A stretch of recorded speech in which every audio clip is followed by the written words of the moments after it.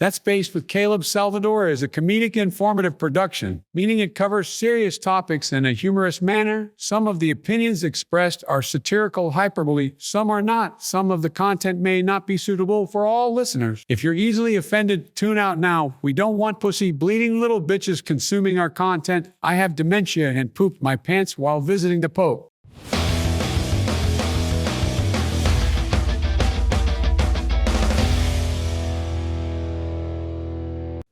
Welcome to the That's Based midweek check-in episode. I am your host, as always, Caleb Salvatore, reporting from somewhere underground. We are laughing our way through the end of days, and we're brought to you by Outlaw Streamers. Head on over to www.outlawstreamers.com to learn more. We're on Rumble, Spotify, Spreaker, Apple Podcasts, iHeartRadio, YouTube, Google Podcasts, basically wherever you get your shows that we haven't been banned, including Patreon. We don't upload to Patreon, but you can send me $1 a month because that literally costs you nothing. There's nothing that's $1 a month anymore, thanks to Joe Biden, except my Patreon. So go ahead and donate $1 a month, or if you hate listening to this, and I know there's some of you that do, I'm providing you with the once-in-a-lifetime opportunity, to shut me up for a year straight.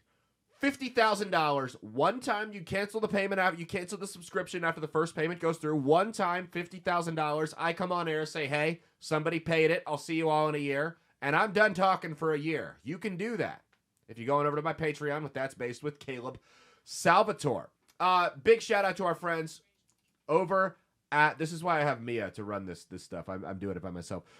Big shout out to our friends over at Drink Blood of Tyrants. You head on over to www.drinkbloodofTyrants.com. Use the promo code BASED, like the title of the show, BASED. It's going to save you 10% on either their Liquid Freedom energy drink with 0 calories, 0 sugar, 0 carbs, and 0 fucks given, their Red Merlot wine, or their white sparkling wine. Again, that's www.drinkbloodofTyrants.com. Promo code BASED, BASED, like the title of the show at the checkout. Going to save you 10%. There's something for everything. There's something for alcoholics. There's something for recovering alcoholics. And there's something for gay men, white wine. So whatever you're into, go on over to drinkbloodofTyrants.com. Make sure you use the promo code BASED, like the title of the show, at the checkout. It's going to save you 10% off of your order. All right. What do we got here? We got a lot of stuff to talk about this week. Remember, we air every Monday, Wednesday, and Saturday, 9 a.m. Central Standard Time, wherever you get your shows, all the aforementioned platforms. Head on over there, support, share the show around. If you're listening on an audio platform that allows you to give reviews, drop us a little 5-star review. We appreciate the hell out of it. It helps with the algorithm. Drop a comment or a comment and a like on YouTube and Rumble. Share around. Share. That's all we can. I can't preach that hard enough. All right, what I can talk about, though, is Ron DeSantis. Ron DeSantis made it official. He's dropping out. He's done. Right before the New Hampshire primary, this is big. He dropped out. Him dropping out's not the big part. We all knew that was going to happen, right? It was a disaster from the get-go. This is big because he endorsed Donald Trump and not Nikki Haley, and he didn't stay out of it. If DeSantis stayed out of it, it goes up in the air, and honestly, Trump and Haley probably split his support 50-50, but now you're probably looking at 80-20, 75-25 to Trump, as opposed to Haley. He's neck and neck with Haley, if you believe the polls, in the New Hampshire primary. This is going to push Trump over the edge. He's going to dog walk Haley. They're going to go into South Carolina, which is Haley's home state. She's going to have just lost the state that everyone was predicting to be her big chance. If she's going to steal this primary, it's going to happen in New Hampshire. She's going to have just lost the state in New Hampshire that everyone was projecting her to win, or at least saying that was her best chance to win, go into her home state and get run out of the gym once again, and then all the momentum's gone. You're going to get humiliated on your home court. You might as well just pack it up and go home at that point. Now, that's when I think it's over for Nikki Haley. It'll be interesting to see who she endorses. I finally seen Nikki Haley start attacking Donald Trump. It'll be interesting. She started attacking Trump because she knows it's a two-person race, and she's not competing for the bottom feeder votes with DeSantis anymore. Because that was almost all of her attack ads, if you notice and paid any attention, which I hope you don't pay attention to Nikki Haley's ads. But almost all of her attack ads were against Ron DeSantis. She was trying to siphon as much of that, 15 to 20% off as she could to give her a little bit of momentum going in against Trump, because she knew this would eventually be a two-horse race between her and Donald Trump. Well, DeSantis turning to Trump and kissing ass, I think that's interesting for a few reasons. Number one, it basically guarantees that this primary, barring something crazy happening, is over. That's done. Number two, I wonder how this is going to affect him on the national politics scale. Because you remember, there was a guy in 2016 named Rafael Eduardo Cruz, Ted for short. Ted was humiliated by Trump. Basically a punching bag on it was the only person that Trump abused more was Jeb Bush. Ted Cruz, if you remember Ted Cruz, not only did he get dog walked by Don, I love that word, dog walked. Rico St. Cloud says it. I'm going to keep saying it. He got dog walked by Trump in the primary. Not only did he get annihilated, Donald Trump, if you remember correctly, just baselessly, this was hilarious, baselessly accused Ted Cruz's father of helping to kill Kennedy. There was no evidence. It was totally out of left field. Baselessly accused him of helping kill Kennedy, and then horrifically insulted his wife. Not only did he, in my opinion, I don't think you should fight over words, but someone does both of those things, I think you got to punch him. That's my opinion. But he insulted his wife and accused his father of killing one of the most beloved presidents in the history of this country. We all know it was the CIA. It wasn't Ted Cruz's dad. That's ridiculous. But Ted Cruz turned around after getting destroyed by Trump and then endorsed him for president. Not only did he endorse, it's one thing to endorse him and to just go, yeah, you know, I'm falling in line, vote Republican, we got to stop Hillary. That's not what he did. He phone banked and campaigned for Donald Trump and then hitched his wagon to the MAGA crowd for the next 4 to 6 years, right? That's what Ted Cruz did. And you know what Ted Cruz will never do because of that? Is be president of the United States. Because the modern day Republican Party wants a type A, alpha male type candidate. And when you do that, after the guy just insulted your wife and I believe your late father, and made a mockery of you, when they see this castrated shell of a man making phone calls, trying to raise money for Trump, hitting the campaign trail with him, kissing his ring, they say that's somebody who's not going to stand up to the deep state. They're not going to stand up to the Marxists that have hijacked the Democratic Party, and they're not going to stand up to the intelligence agencies, the mainstream media, you name it. They're not going to do that. They're not going to stand up to the establishment Republicans that are going to try to bully them around, the military-industrial complex, the list goes on and on. So Ted Cruz will never be president. He will forever be the senator in Texas that almost gets beat every 6 years because enough people in his own base don't respect him, and the independents and liberals in the state really, really hate him. That'll be Ted Cruz till the end of time. He's done. I'm worried that Ron DeSantis, after taking such a hard anti-Trump stance and getting dog-walked and destroyed by Trump to the degree that he did, as hard as Trump went on him, beat the hell out of DeSantis. Right? Again, just another punching bag. He should have known. I told him this was going to, I didn't tell him personally, but I said it on the air. This is going to happen. I told him this would happen. Told you all this would happen. Nobody listened. Nobody got a hold of Ron. But he gets destroyed by Trump and then turns around and gives a 5-minute speech endorsing him.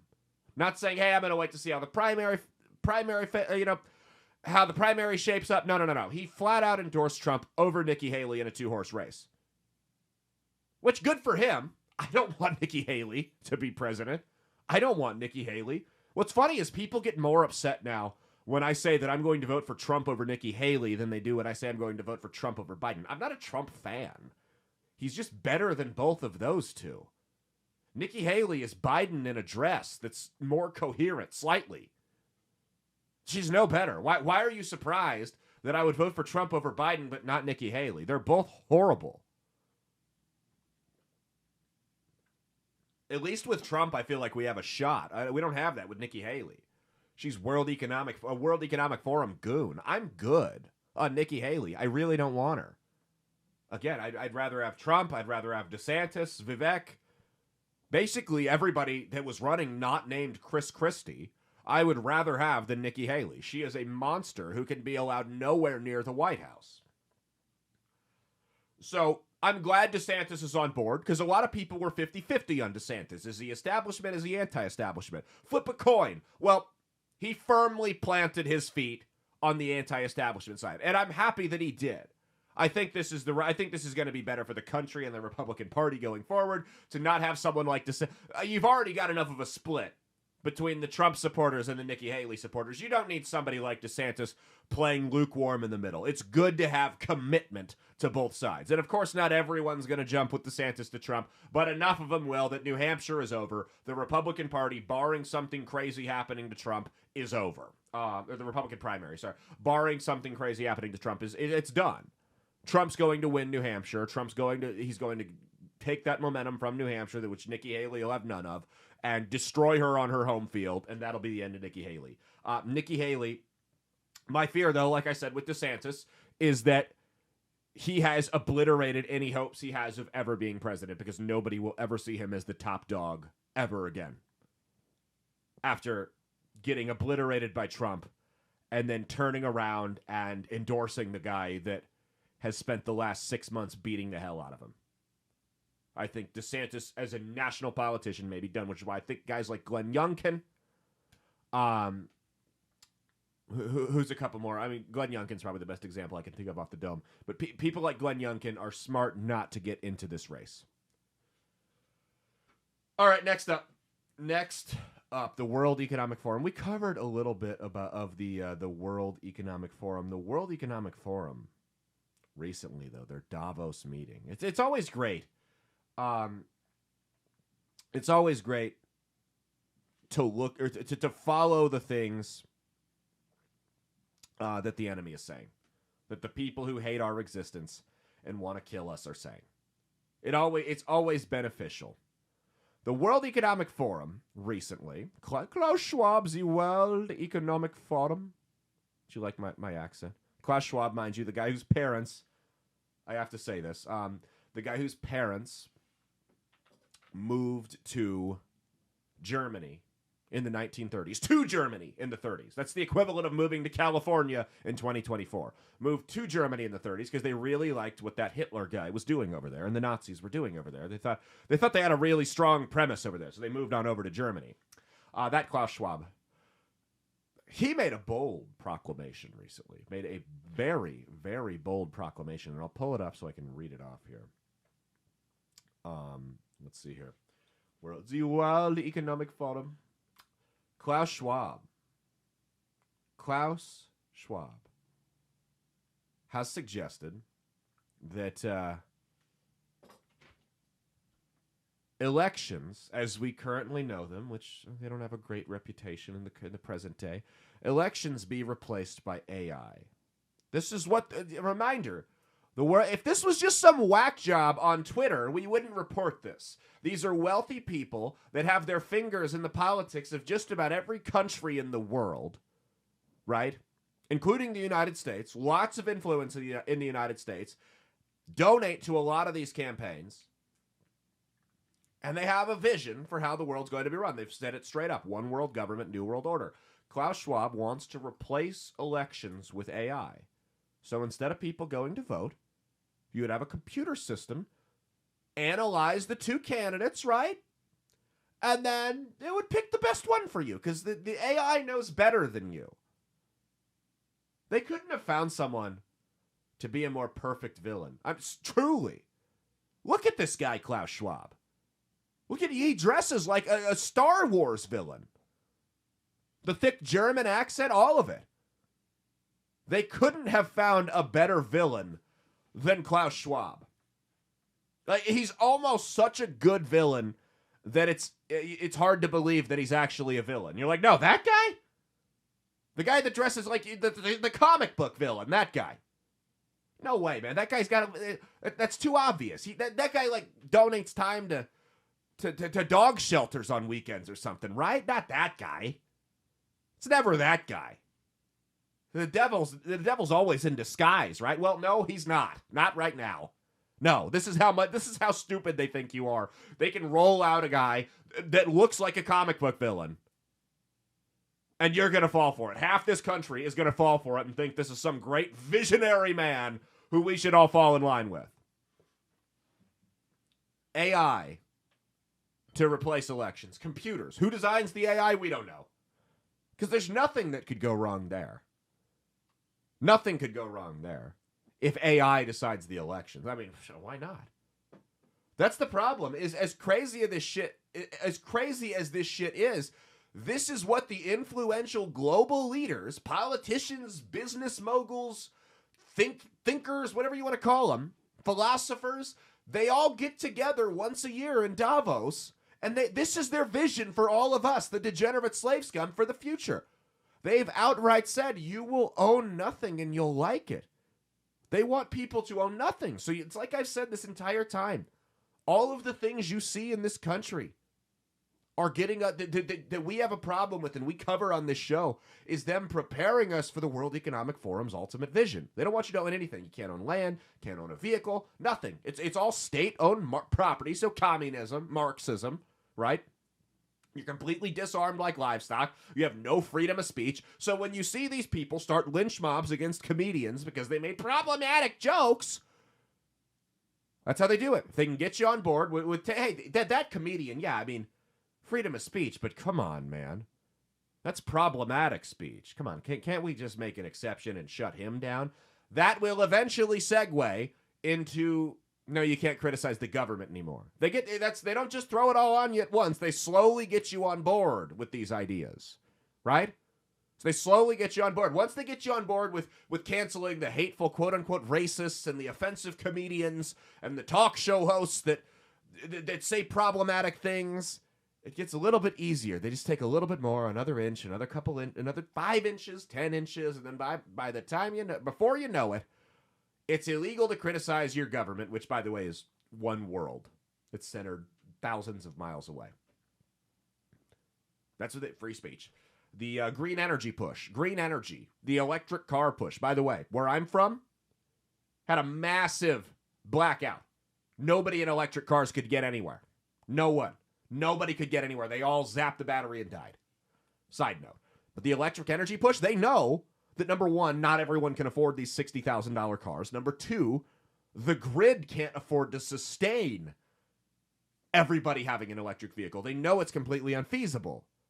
It's not about getting everyone an electric vehicle. It's about the elites, the people that have the money, can buy the electric vehicles. But the rest of us, degenerate slave scum, we hop on the bus. And what does that make us? That limits our freedom of movement, because now we're dependent on the state to get anywhere through public transportation. I mean, yeah, we could technically walk, but so 8 hours to get across town? No, I'm good. The gender thing. It's about depopulation. You push these kids into these procedures that sterilize them, and they can't have kids, and they turn around and go, wait a second, that's not what I wanted.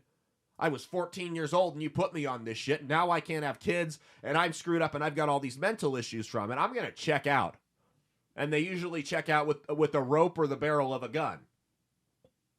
They're infecting the youth with that. It's all rooted in what the World Economic Forum's vision is for us as a species. Everything they do here, everything you see from the Biden administration and the social policies you see these maniacs pushing, you're like, wait a second, 5 years ago, that would have been completely insane. You know, the abortions up to the date of birth. That type of stuff. It's just all to gaslight you, to trick you, and to slowly get people on board. They're useful idiots, most of whom are liberals, but there are some conservatives and moderates as well. But to get their useful idiots on board with complete control, and it'll come, and it won't be like a movie. There won't be troops landing on American soil and dragging people from their homes. That'll come afterwards. No, it'll slowly creep up on us, and before we know it, it'll be too late. That's the goal. That's why they're doing what they're doing.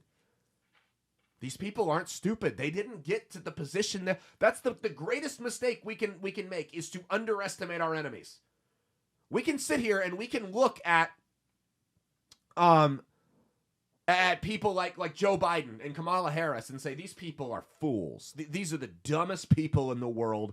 There's no way anybody could take these people seriously. They're not a real threat. That, I promise you, that's the biggest mistake we could make. You can say what you want about their policies. We can argue that till we're blue in the face. But at the end of the day, the reality here is nobody gets that high in national politics. Nobody gets that high in business. Nobody gets that high in media without being somewhat intelligent. They're not stupid. Everything, they may make some stupid decisions and say some stupid things along the way, but trust it. Trust me when I tell you. Everything they do is following a greater plan to collapse this country, push us into chaos, and then rebuild it in their Marxist dream. That's the goal. That's the end game here. It always has been. Since they took John F. Kennedy out back in the 60s, that's been the goal. And there have been some hiccups in the way. A guy named Donald Trump happened that they didn't like too much. They're now calling him at the World Economic Forum the biggest threat. So, if you're on the fence about Trump, you guys know me, I'm not a big Trump guy, right? So I'm speaking to a lot of you that maybe you're not crazy about Trump the person. Maybe the policies were okay, but you're not crazy about Trump the person. When we have the World Economic Forum, the people that have straight up said they want Americans to own nothing. They want to take everything you own from you and get you dependent on the government. Their words, not mine. They have said that on multiple occasions. They want to take everything. When the people who want to take everything from you have labeled one guy their biggest threat, maybe we should set our differences aside about his moral character and some of the things he said and say, okay, the enemy of my enemy is my friend. If this guy is such a threat to the people that have this global agenda to destroy this country and to flush our values down the toilet, trample on our faith, rip my children from me,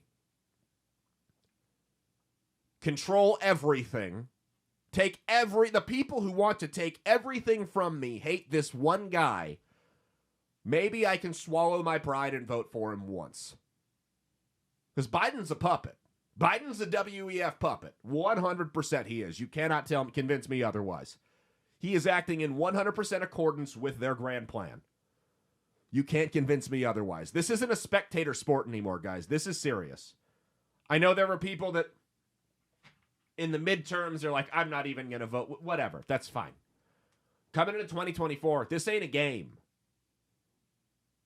This is not a game. If you have kids or plan to, or you have grandkids or whatever,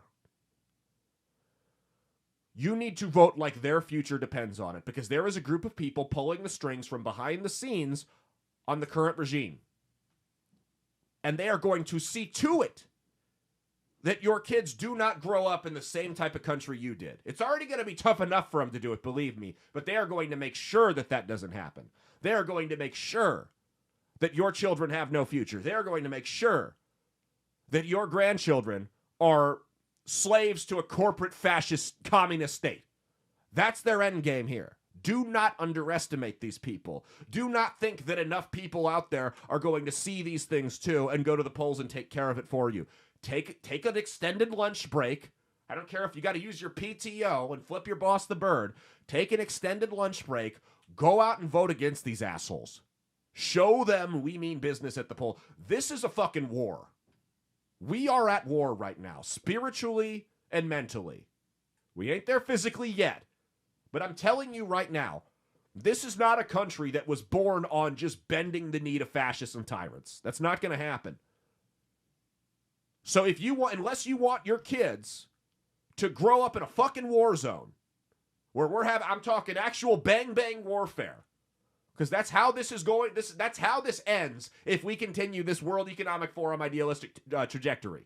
That's how this ends. People will not go down in this country without a fight. I don't know who's going to win, but I'm telling you right now, if you don't want your kids to grow up in a fucking war zone, you need to get out and vote. Swallow your pride. No, he's not perfect. I get it. I'm not a huge fan of him either. But this is what we got to do, guys.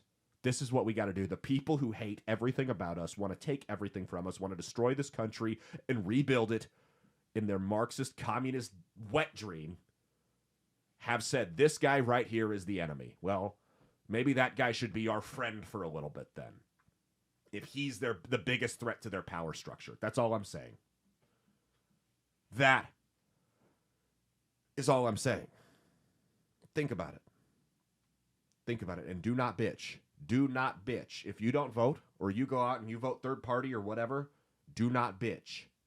I don't want to hear you complaining when exactly what I told you was going to happen happens. How many times have I been accurate on this show? Very rarely do I make a long-term projection a couple years out and I'm wrong. And it's not because I'm a psychic. It's not because I'm super smart or anything. It's nothing like that. It's because I watch patterns. I look at the way things go and I can tell you what's going to happen 5 steps down the line. Because that's the trajectory we're on. And every now and then something comes and knocks us off that trajectory, and that's great. And I hope I'm wrong. But I can tell you, if we continue on the trajectory we're on, that's where it's going to end up, is civil fucking war. It's not a game anymore. So I don't want to hear you bitch if you didn't vote or you write in Mickey Mouse or whatever. Because you have made the conscious decision at that point that what I just laid out for you, the people that say you'll own nothing and you'll like it, who are pulling the strings of this country, that what I just laid out for you right there, the future I just laid out for you, is okay. And you had other things, and I just don't want to involve myself in politics. It just stresses me out so much. You know what's going to be real stressful? Breadlines. Because that's where we're headed. Breadlines. Shortages at pharmacies. Cyber attacks like they've projected. Neighborhoods getting carpet bombed. That's going to be real fucking stressful. A lot more stressful than you getting your lazy ass up to read a newspaper once a week. And maybe follow what the hell's going on in the world, because we live in such a centralized world. It's no longer, what happens in Washington doesn't affect me. I only, it's local politics, which is true. Local politics will still screw you over. But unfortunately, everything has become so centralized and so federalized in D.C. that everything the federal government does, unfortunately, does affect us on a daily basis. Now, look no further than the fucking grocery store if you disagree with me. So heed my warning. I am begging you. And I don't do that. I don't beg. I am begging you on behalf of my future children and the safety of your future children and grandchildren. Please do not put these crooked motherfuckers back into office. Because it ain't going to turn out good for anybody. All right, next up. This is C.J. Stroud. C.J. Stroud is a quarterback for the Houston Texans. And they won a playoff game. It was the first time, the Texans have been they were the last expansion team in the NFL, and throughout my lifetime have just been the butt of a joke, right? That's all they've ever been, is the punchline of a joke. Well, C.J. Stroud, they won their playoff game last week in the wild card. It was a big upset. Now they got destroyed against Baltimore this week, but that's neither here nor there. C.J. Stroud gave a shout out to Jesus Christ after he won the game. After he won the game, he gave a shout out to Jesus Christ in the post-game interview, right? When he's walking off the field and they have that girl, and they all talk like this. Those girls, the sideline reporters. He ran out and she interviewed him. And at the end, he said, shout out to my Savior, Jesus Christ. And they cut it. They cut it. NBC cut it from the broadcast right when he got there. They used the 2-second delay or whatever, so when guys say the F word or drop an N-bomb, they can cut it. They cut out the word Jesus Christ. I want to ask you guys, think about this for a second. If he gave a shout out to Allah, if he gave a shout out to the universe, any other religion or pseudo religion that we have nowadays, do you think that would have been cut? Of course not. Of course not, because there is a flat-out war against Christianity in this country, and it goes right back to the World Economic Forum. Christians are the dominant religion in the United States, which is the last bastion standing against these people, and they have to undermine us. They have to undermine Christianity. That's the end game, because people that believe in a higher power than government aren't really worried about the government. They're a little bit harder to control because they know they answer to somebody beyond you. That's what it comes down to. So when they push this shit and they bleep that out, that wasn't an accident. That was pussy shit is what that was. They didn't want to offend anybody. If you're offended by somebody saying, here's the thing, and that is part of what it is there are a lot of retards out there that would get offended by the sight of a quarterback thanking Jesus. How dare he, right? Now, I have my personal opinions. I think it's a little ridiculous to believe that God, influences NFL games. I think he might have some bigger things going on there. But nonetheless, there are some people out there who would get offended. And they don't want to deal with the angry tweets. Look no further than the He Gets Us ads. You guys have all seen those He Gets Us ads. They're on TV. They're on the internet. They blast Reddit, which I think is hilarious. But they're all over the place. And it's just about, it's not divisive. It's not hateful at all. It's a Christian message, and it's about bringing people together. It's about Jesus respected, the poor and the sick and blah, blah, blah. That's literally was all it was about. It's a message of unity. And neck-bearded, retarded atheists with nothing better to do, which I love atheists because I think they should all convert to Christianity because at least it would give them an excuse to still be a virgin at 38. But nonetheless, they're outraged about these ads because they mention Jesus, and they just get offended at the mere sight of it. It shouldn't be allowed anywhere. Everything's got to be totally secular. No, it doesn't. Shut the fuck up. If you're offended by a quarterback saying, "Thank you, Jesus Christ," after winning a game, then I'm sorry. You need to check yourself into a mental asylum. Because you are not someone who is fit to be out in society. If that's enough to send you into some spiral where you're going to go into this state of rage and contact the station and complain on the internet or whatever you're going to do, if that's all it's going to take, you are not mentally fit to be out amongst the rest of us. You are a threat to yourself and everybody around you, and it's probably best that you just remove yourself from society one way or the other. I mean, that's really it. The audacity to cut that. There's no other religion in the world that they would have cut that for, except Christians. Except Christians, because I'll tell you what, we're the only main religion in the world that puts up with that shit. We've been weak for way too long. And I'm not saying we go all the way back to our roots with the Crusades, but we gotten stomped on for far too long because we've wanted to play this passive bullshit where we don't even bring a knife to a gunfight. We're bringing a white flag to a gunfight. We don't want to offend anybody. We just have such this reputation because the media takes a couple retards at the world or the Westboro Baptist Church and blows them out of proportion to label all of us that way. Do you ever ask why they do that?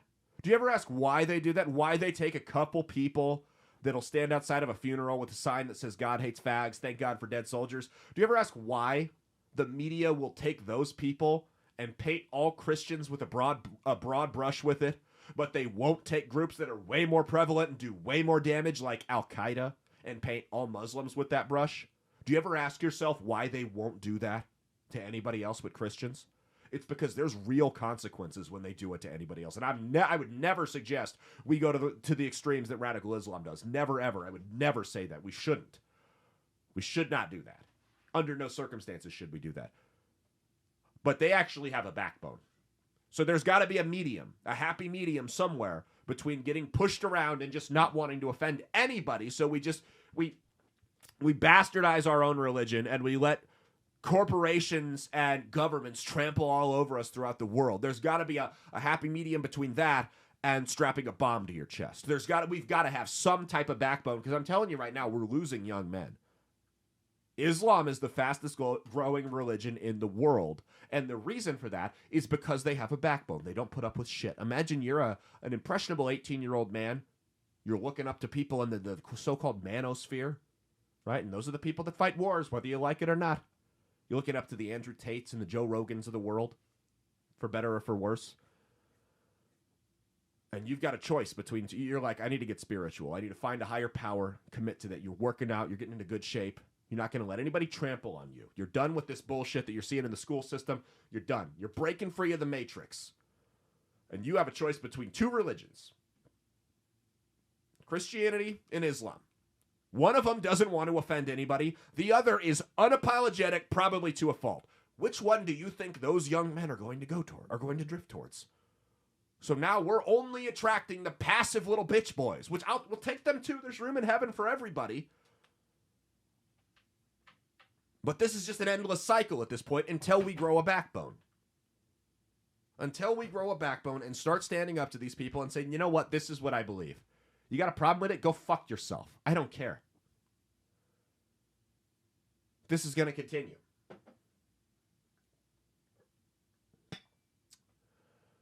All right. What do we got next here? Oh, yeah. We'll get to that. That one will be quick. There is a video going around, and we're not going to show it on this show. You guys can look it up on Twitter. It's pretty easy to find. There is a video going around. This kid is I think we've actually covered it at one point on the show. He's disabled, severe autism, which I feel bad for everybody involved here. I feel bad for him, feel bad for the parents for having to deal with this. But the person I feel the worst for is the teacher's aide that he brutally beat nearly into a coma because she confiscated his Nintendo Switch. Now he's going to court and being tried as an adult because he's about 6'6", 300 pounds, give or take a few. As he should. So, I mean, it's bad. It's disturbing to watch. I'm a grown man. If this kid were coming at me, he'd fuck me up, man. Like, this is a big kid. I'm a grown man and I know how to fight. And this is, like, I've trained to fight. This is a big kid that would fuck me up. And I'm watching this, and there are a lot of supporters for this kid. A lot of supporters for this kid who brutally beat this teacher's aide for confiscating his Nintendo Switch. And here's my thing, man. I understand the kid's autistic. I get it. I get that autistic people have different things that trigger them and whatever. This was not his first instance, mind you. This is not the first incident where he's gotten violent with somebody. I get that he's autistic, though. I understand that. And this sucks, and it sounds unfair, but this is here's your shot of reality for the day. I don't give a shit what the hell's wrong with him.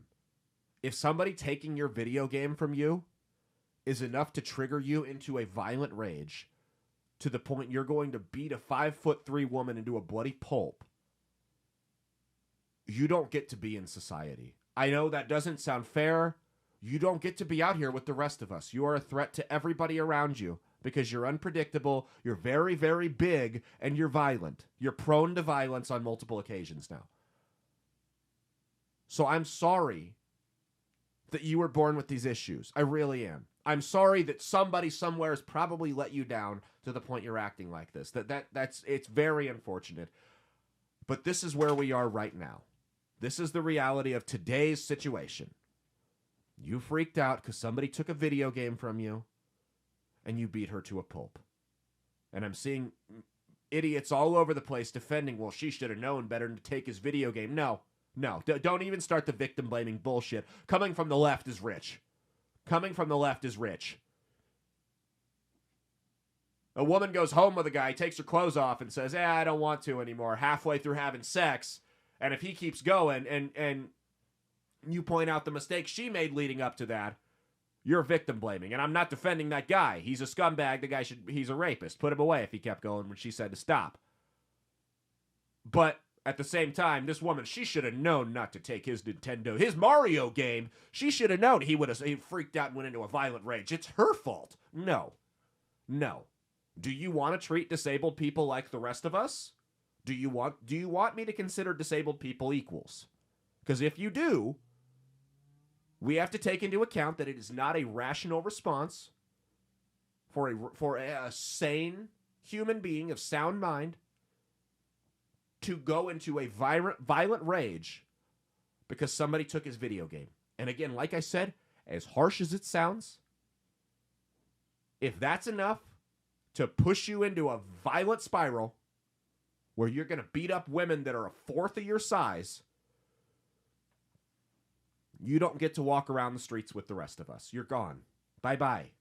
Doesn't matter. Go. I hope the doctors figure it out for you. But why should the rest of us have to suffer and live in constant states of fear and under the constant threat of who knows, maybe I wore the wrong color shirt at Subway and this guy's going to swing and rabbit punch me from behind? Why should the rest of us have to live like that to cater to a very, very small minority of people? I know that sounds harsh. I know I sound like a dick who's picking on disabled people. I'm not. I'm not. I'm treating him the same way I'm doing quite the opposite. You guys are the ones that are demeaning disabled people. I'm treating this kid the exact same way that you or I would be treated if we beat up a small woman because she took a video game from us in class. It's harsh.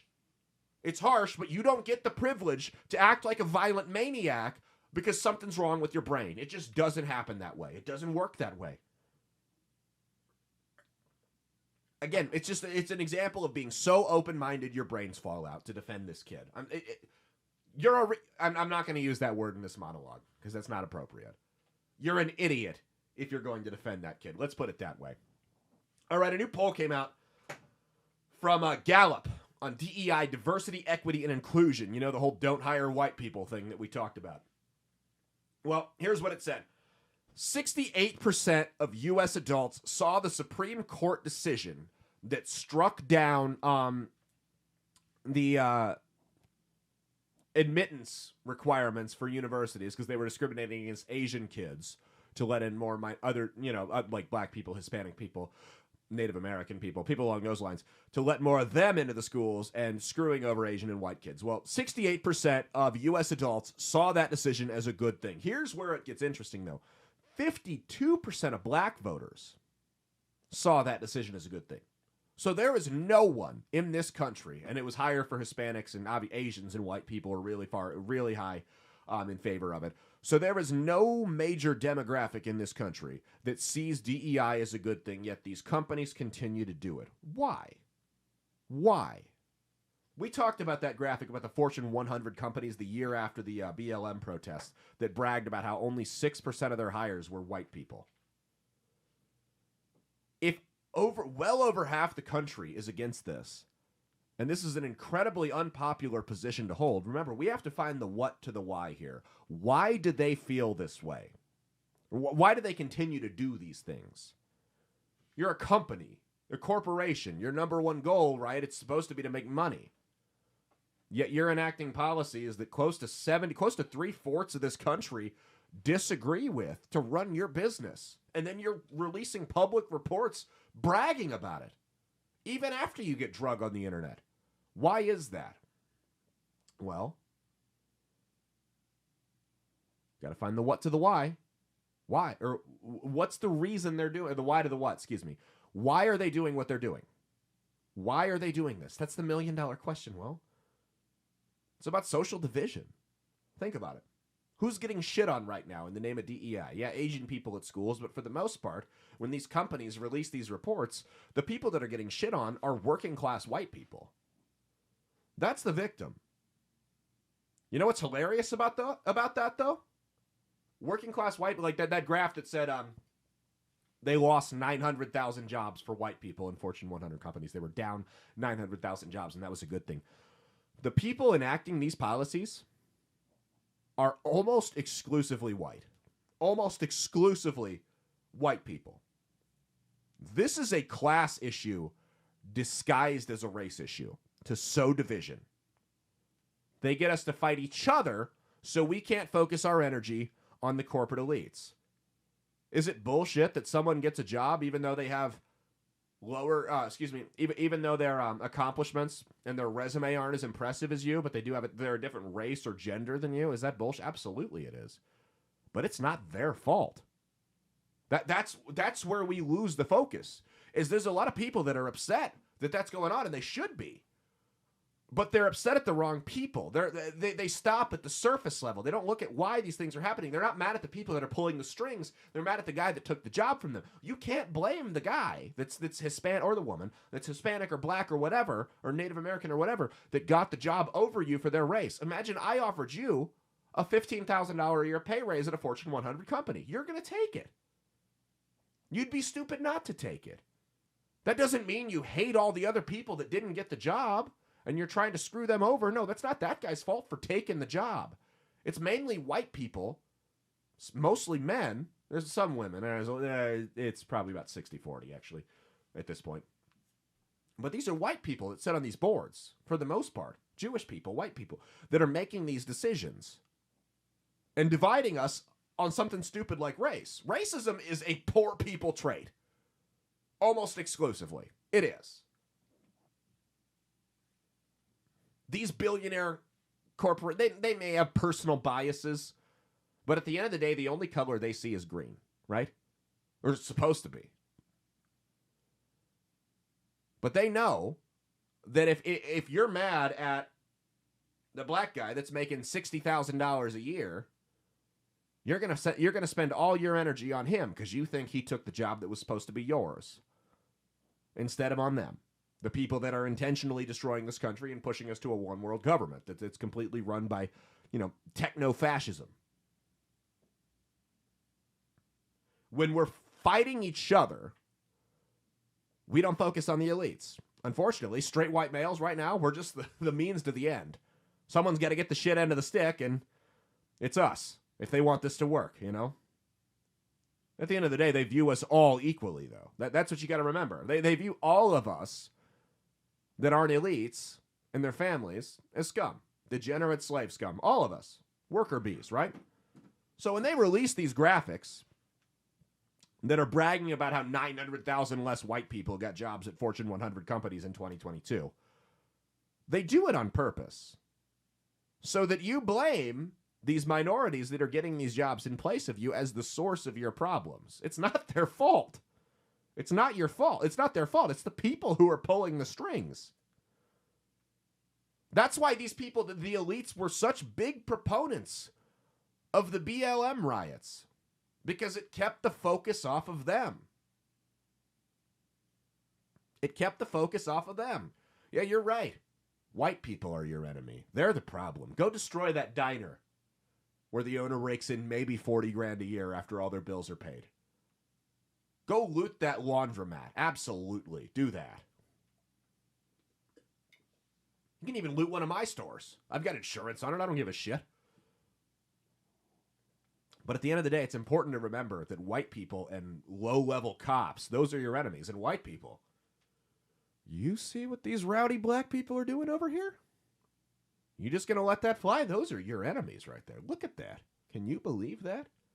And can you believe how the local governments will just sit there and cheerlead this as it goes on? And corporations will just cheerlead this as it goes on? You going to stand for that? Those people are destroying your country. You better go fight them. It's about sowing racial division. They're in both ears, both sides' ears. That's what they do. If you go back a little bit further, you're talking 2011, 2012, there were two movements that popped up, one on the right, one on the left, and they shut them both down real quick. It was the Tea Party and Occupy Wall Street. The Tea Party was upset with the government about taxes and some of the other things going on in the country. The intelligence agencies spying on their own people and things like that. Erosion of civil liberties. And then Occupy Wall Street was obviously upset about Wall Street and how these massive banks and corporations just continue to get bailed out. You notice how quick they shut that shit down? You didn't see any corporations out there. We're in solidarity with Occupy Wall Street. We're in solidarity with the folks over at the Tea Party. None of that. Because they want us fighting each other. They don't want us They don't want us turning our because those groups, for a second, even if we don't agree with everything either of them said, for a second, both of those groups had figured out the two main sources of their problems. The large corporations that are bigger, with more money than God, and Uncle Sam. We had those two groups, for a brief second, had figured that out, and that shit got shut down quick. They don't want, and I don't agree with a lot of what Occupy Wall Street said. But when they're threatening the corporate bankers, they got a problem with that. They're going to shut that shit down. They shut that shit down a lot quicker, and they infiltrated it. Strategically, had people on the insides of both of those groups that pushed them away from those issues, and that's how you got the modern-day versions of, BLM and the Proud Boys and things like that. Just push them to further extremes so they fight about stuff that doesn't hurt the elite's bottom lines. That's what that was about. That's why those got shut down, and you're still seeing Black Lives Matter to this day getting cheerled by corporations, even though it's been exposed the whole thing's a giant scam. The woman owns how many houses? The CEO? It's a giant corporate scam. So that's why that happened. Totally different when you threaten the January 6th protesters. What did those people do? They, like we said, they took their problems directly to what they viewed as the source, which was the federal government. They shut that shit down quick. They demonized that shit quick. You do not fuck with us. We will shut that down. You can go loot a Starbucks. We will shut that shit down. They were fine with BLM looting Targets, right? Because like I said, it's number one, they just write it off in their insurance and their taxes. They don't care. Those companies have more money than God. Because Target wasn't being viewed as the source of the problem. Target was just a victim, right? Starbucks was just a victim. AutoZone, Walmart were just victims, right? In the middle of it. They weren't mad at them. They weren't saying, hey, this is happening because Target keeps evading it. The CEO of Target keeps evading his taxes. That's not why they were doing that. So they didn't care. If that took an economic shift and threatened their bottom line, you bet your ass BLM would have been shut down like that. Wouldn't have happened. It wouldn't have gotten, the Summer of Love wouldn't have gotten to that point. They would have shut that shit down so quickly. All right, let's end this on a cheery note, shall we? Should we end this on a cheery note here? I mean, nothing is more cheery than this subject here, right? Airplane problems. Plane malfunctions on airlines. What's more cheery than that? I'm laughing my ass off because I know some of you are listening to this on a flight. You see, you did the little thing on Spotify or Apple where you downloaded it so you could listen to it offline. Some of you are listening to this on a flight, and that's funny. So we're going to talk about plane malfunctions for a little bit here. This is an Atlas Air flight above Miami. Caught on fire with sparks shooting out during the flight. Remember, we covered a week ago the Alaska Airlines flight where the door had to make an emergency landing because the door got ripped off. Remember a couple months ago, all the flights getting canceled and grounded, and just a complete disaster. What's going on with our airlines right now? Well, I'll tell you what's going on. Not enough people are putting their phones into airplane mode. No, I'm kidding. What's going on with the airlines? It can't all be Pete Buttigieg. We can't just blame, that's lazy. We can't just say, oh, it's the transportation secretary. He's a lazy, worthless sack of shit diversity hire. He's incompetent. He's a moron. But we can't just blame Pete Buttigieg for all of our problems. What the hell is going on with these airlines? To the point, I mean, this is not normal to see this many problems with airplanes. If anything, I mean, that for the longest time, making sure the skies stayed safe was probably the only thing the federal government was good at, and now they can't even do that.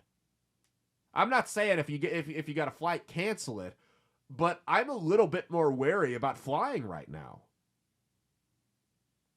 What's going on? What's changed? Yeah, we know some of it's the DEI thing because they're bragging about not hiring people for for their skills, but instead for their race or gender or sexuality or religion or whatever. I get that's part of it, but that's not all of it. What else is going on here?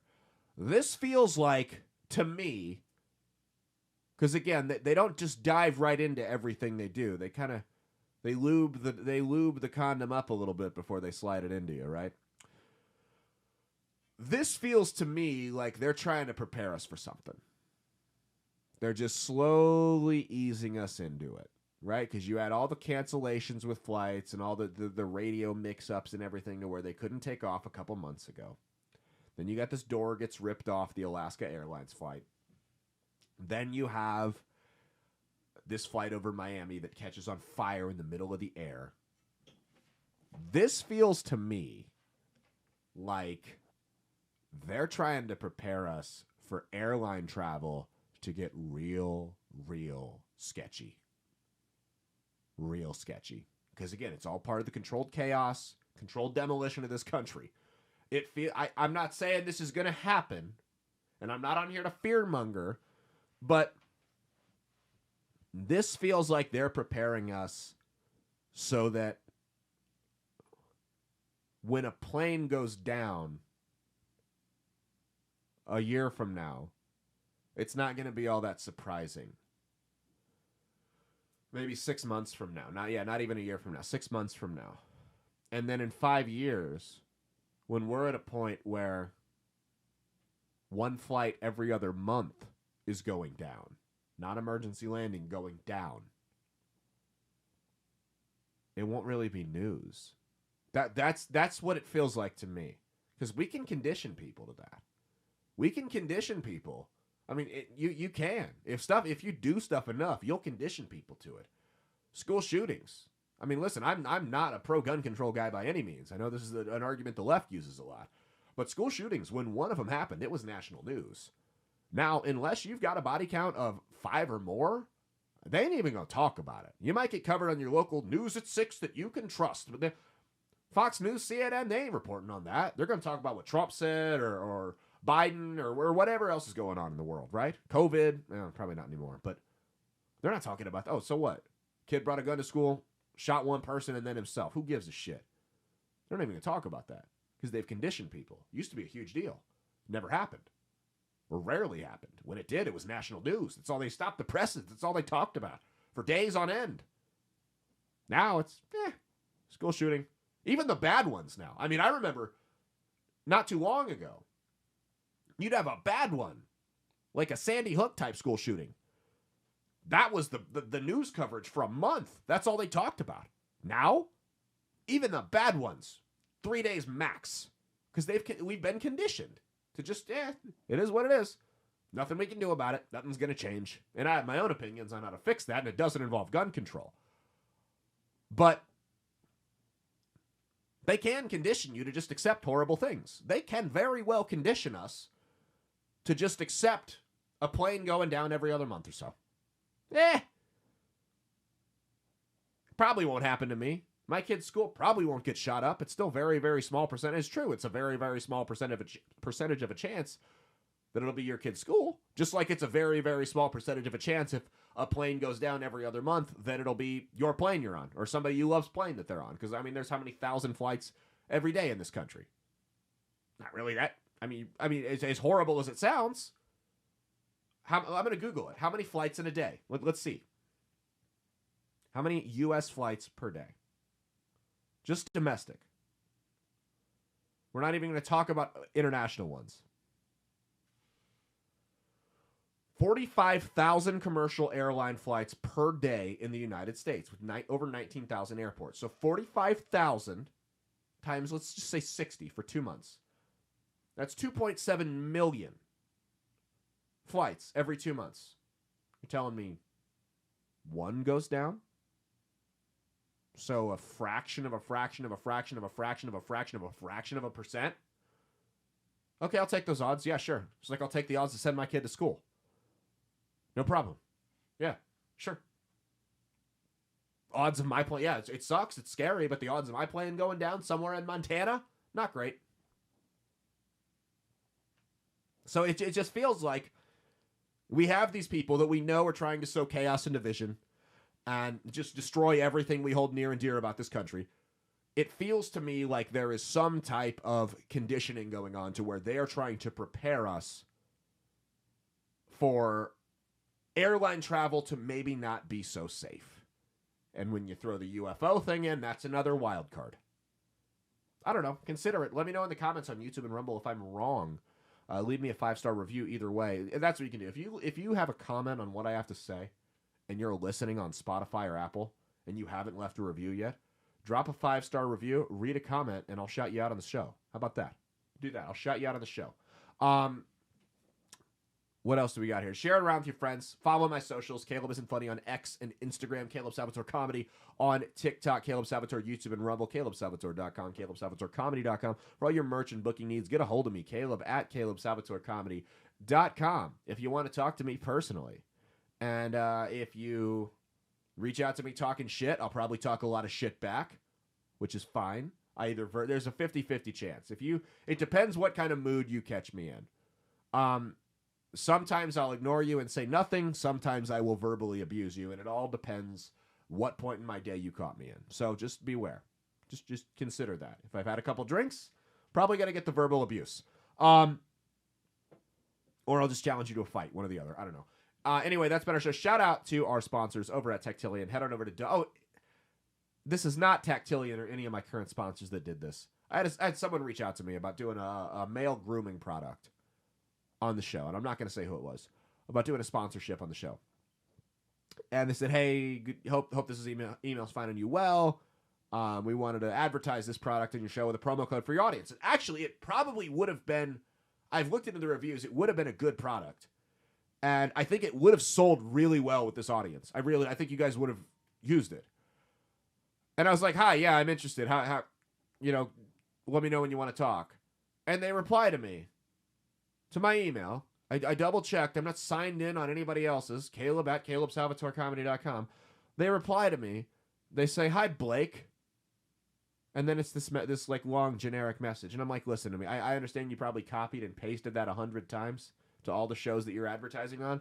But if you can't respect me enough to get my fucking first name correct when it's not only in the email, like the actual email, it's right there when you click my name to email. We're not going to do business. Bye. I'm not going to be another cog in your machine. I'm not going to be another number. Bye-bye. We're very selective with sponsors. This show doesn't pay my bills. I don't need all the sponsors. It's fine. But shout out anyway. What a great segue to our ads. Shout out to our friends over at Tactilian. Gifts for the Patriot in your life. It's merchandise for you, for your home, for your vehicle that are pro-USA, pro-Second Amendment, and just patriotic as all hell. Head on over to tactilian.com, Tactilian.com. Again, that's Tactilian.com. Use the promo code BASED at the checkout, BASED, like the title of the show. Going to save you 15% off on your order. All the links are in the show notes to all of our current sponsors, and they also run on the ticker down below if you're watching on YouTube or Rumble because you're not gay. Thank you guys so much. We will see you next Saturday, 9 a.m. Central, or this upcoming Saturday. Yeah, so 3 days away. 9 a.m. Central Standard Time, wherever you get your shows. Hopefully Rumble because you're not gay. Cheat on your taxes, not your spouse. And as always, stay based. Hey, thanks for watching. If you liked what you saw, be sure to click the link in the description to get the full episode on Rumble. If you prefer to listen along, you could actually get us on Spotify, Spreaker, and iHeartRadio. You can also go to www.outlawstreamers.com to learn more about not just my show, but tons of other great shows and all the exciting projects they have coming up. Follow my socials at Caleb Isn't Funny on Twitter and Instagram, at Caleb Salvatore Comedy on the Chinese Spy app that is TikTok, and be sure to like and subscribe to this YouTube channel. Thanks, and we'll see you every Saturday for brand new episodes of That's Based. Peace.